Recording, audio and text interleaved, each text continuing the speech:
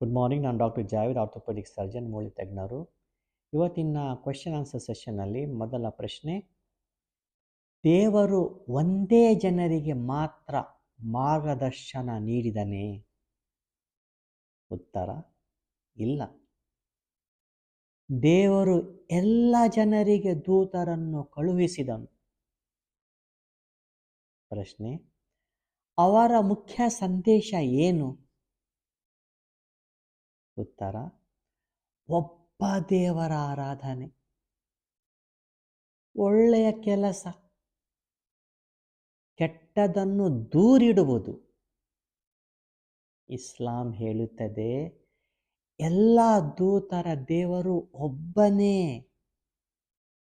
ಹೆಸರುಗಳು ಬದಲಾಗಿವೆ, ಸ್ಥಳಗಳು ಬದಲಾಗಿವೆ, ದೇವರು ಒಬ್ಬನೇ ಉಳಿದನು.